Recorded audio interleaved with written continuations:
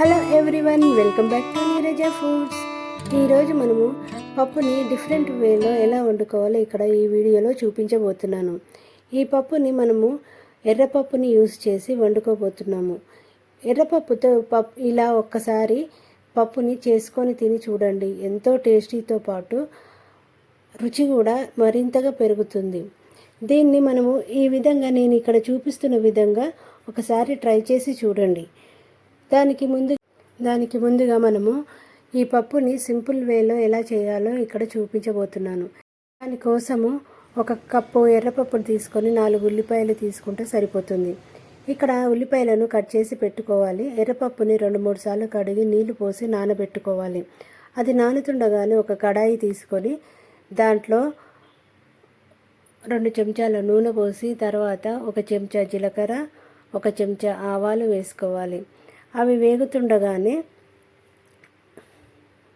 ముందుగా కట్ చేసి పెట్టుకున్న ఉల్లిపాయలను వేసి దాంట్లో 1 చెంచా ఉప్పుని వేసి అలాగే 1 చెంచా పసుపుని వేసి మొత్తము కలిపి దాన్ని మూత పెట్టి 5-10 నిమిషాల వరకు బాగా నూనెలో ఫ్రై అయ్యేంత వరకు ఉడికించుకోవాలి. అవి గోల్డెన్ బ్రౌన్ కలర్ వచ్చిన తర్వాత అందులో 1 చెంచా అల్లం వెల్లుల్లి పేస్ట్ని కలిపి ఆ అల్లం వెల్లుల్లి పేస్ట్ కూడా మొత్తము ఉల్లిపాయలతో కలిపి ఆ పచ్చివాసన పోయేంత వరకు వేయించుకోవాలి.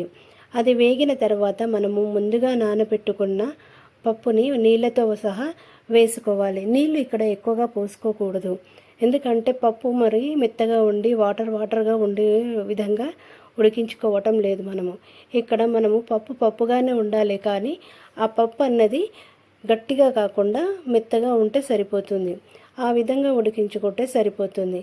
దాంట్లోనే ఒకసారి కలిపి మొత్తము మిక్స్ అయ్యేలా కలిపిన తర్వాత 1 చెంచా కారము, రుచికి తగినట్టు ఉప్పును వేసి ఆ ఉప్పు కారం కూడా పప్పు మొత్తానికి కలిసే విధంగా కలిపి 5 నిమిషాల వరకు మూత పెట్టి ఉడికించుకోవాలి. ఆ తర్వాత మూత తీసి నూనె పైకి తేలేంత వరకు ఉడికిన తర్వాత దాంట్లో 1/2 గ్లాసు నీళ్లు పోసుకొని పప్పు కొంచెము ఏ విధంగా ఉడికింది, పలుకులుగా ఉందా మెత్తగా ఉడికిందా చూసుకొని ఒకసారి నీళ్లు పోసి 5 నిమిషాల వరకు ఉడికించుకుంటే సరిపోతుంది.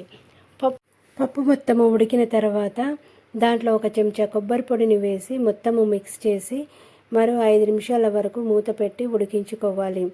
ఉడికించుకున్న తర్వాత మనము పప్పుని ఇక్కడ చూపిస్తున్న విధంగా ఇలా ఉడికించుకుంటే సరిపోతుంది.